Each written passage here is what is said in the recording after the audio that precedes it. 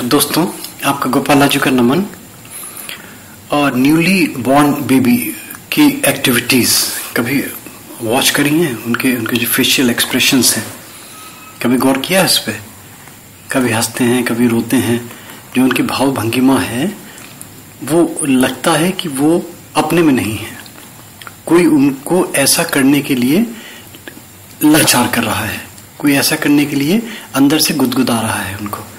तो तभी तो भाव मनोभाव जो होते हैं व्यक्ति के, तभी तो चेहरे पे आते हैं ना। और नहीं तो बच्चे को क्या पता कि जो नवरस बच्चों के जो भाव इनके आते हैं, नवरंग के भाव आते हैं बच्चों के मुंह पे, उन्हें क्या पता कि क्रोध कैसा है या गुस्सा कैसा है या हंसना कैसा है, मुस्कुराना कैसा है। हाँ, रोना तो जरूर आता है, क्योंकि रोने का तो आप पता है कि अपनी पीड़ा बताने के लिए रोएगा बच्चे की क्राई। मगर जो और एक्सप्रेशंस हैं और जो भाव हैं, तो ये जो भाव हैं ये बताते हैं कि कुछ ना कुछ ऐसी चीजें हैं बच्चों के सबकॉन्शियस माइंड में जो बच्चों को गुदगुदाती हैं, बच्चों को उकसाती हैं ऐसी भाव भंगिमा बनाने के लिए। अगर रिमोट एरियाज में देखें आप, तो रिमोट एरियाज में बहुत कॉमन है ये चीजें। जो दूध में बच्चे होते हैं और उनकी मान्यता होती है कि पहले दिन, पहला महीना, पहले साल, दूसरा महीना, दूसरा दिन, दूसरा साल, ये 12 साल तक ये बच्चों को कुछ ऐसी मातृकाएं होती हैं, कुछ ऐसी हवाएं होती हैं, उनको आप जो भी बोलें वो उनको मजबूर करती हैं, हंसाती हैं, रुलाती हैं, खिलखिलाती हैं, डिस्टर्ब करती हैं। ऑब्वियसली सब सारे के सारे काम। तो ये जो इनका वर्णन मिलता है, अगर आप पुराने ग्रंथों में तलाशेंगे तंत्र के, तो इनमें इनका वर्णन मिलता है कि इनके दिन फिक्स हैं। जैसे ये माना गया है कि पहले दिन और पहला महीना, पहले साल जो मातृका है, नंदना नाम की मातृका है, ये तंग करती है। दूसरे दिन, दूसरे माह, दूसरे साल सुनंदा नाम की मातृका। इसी तरीके से तीसरे वर्ष, तीसरे दिन, तीसरे माह पूतना नाम की सताती है, तंग करती है।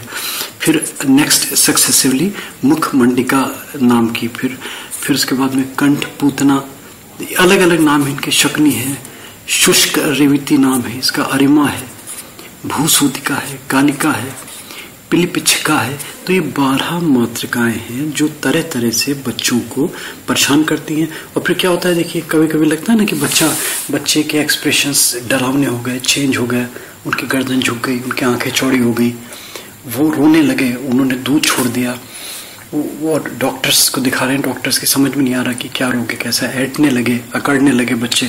तो ये सब जो भाव हैं, ये सब जो उनके चेहरे के एक्सप्रेशंस हैं, ये बेसिकली कहीं ना कहीं डायरेक्टली इनडायरेक्टली रिलेटेड हैं इन सब चीज़ों से।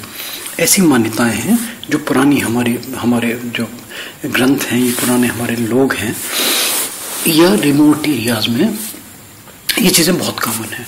और इनके तरह तरह से उपचार करे जाते हैं, तरह तरह से इनके उपाय किए जाते हैं और लाभ भी मिलता है इनसे।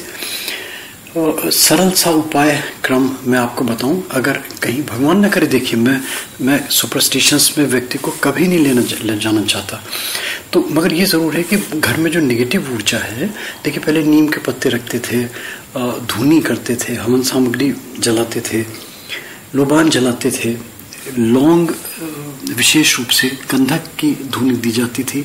तो जो नेगेटिविटी होती थी, मातृकाएं जिनको बोले, ये नेगेटिव ऊर्जा बोले, ये परमाणु बोले, जो भी कुछ इनको बोले, उनसे ये जो स्मेल, इनकी स्मेल से, इनके फ्यूम्स जो उड़ते थे, उनसे इनका प्रकोप बच्चों पे नहीं होता था।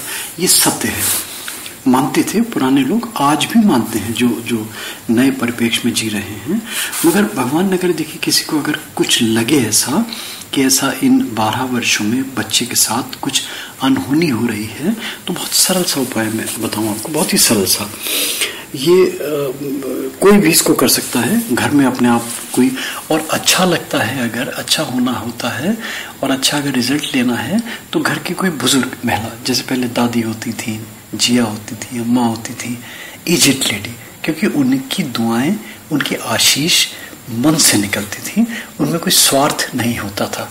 तो वही स्वार्थवश, वही भावनाएं, वही भाव, वही अभिभाव अगर बच्चे के लिए करे जाएं इस क्रम उपक्रम के साथ में, तो आप देखिए आपको कितना अच्छा लाभ मिलता है। ढाक का एक ढाक पत्ता होता है, इसलिए मिल जाएगा, थोड़ा बड़ा होता है साइज का, ढाक का एक पत्ता आप ले लीजिए, आपको आसानी से मिल जाएगा।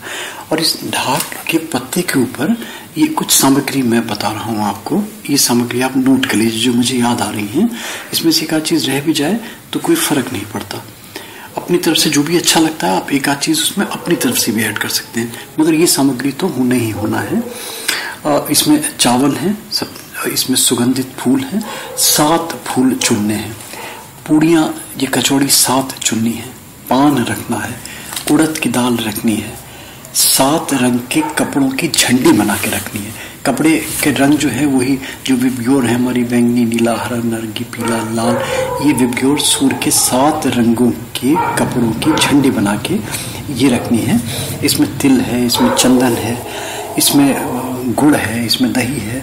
अगर कोई चीज सॉलिड है तो उनके 7 टुकड़े रखें, जैसे गुड़ ले रहे हैं 7 टुकड़े रखें, कपूर की टिक्की ले रहे हैं तो 7 तिल रखें, तिल घी ये अपने इच्छा अनुसार जो आपको सुविधा हो, जो इसमें डालना चाहें इसमें आप डाल दें, रख दें इसमें। और बच्चे के सर से लेके पांव तक एंटी क्लॉकवाइज ओम नमो नारायणाय नमः, ओम नमो नारायणाय नमः जाप करते हुए 7 टाइम्स उसको एंटी क्लॉकवाइज सर से पैर तक बच्चे को घुमाइए। बच्चे के माथे से ये पत्तल जो लिया था आपने ढाक का, इसको स्पर्श कराइए। और ये कहीं वीराने में कोई सघन वृक्ष हो, कोई भी XYZ वृक्ष हो, कोई वीरान एकांत प्लेस पे हो, कोई अगर पीपल या बड़ का कोई ओल्ड कोई सघन वृक्ष मिलता है तो बहुत अच्छा है, उसमें आप इसको वहां चुपके से रखिए और एक किसी पात्र में जल भर के रख दीजिए और बस हाथ जोड़ के क्षमा की, कोई बच्चे पे कोई कष्ट हो तो हमें क्षमा करें और हमें उसके कष्टों से मुक्ति दें। बस इस भावने से, इस भाव से आप अर्पित कीजिए और करके अपने घर चलाइए। आप देखिए आपको इससे कितना अच्छा लाभ मिलेगा। थैंक यू दोस्तों, thanks for hearing Gopala ji.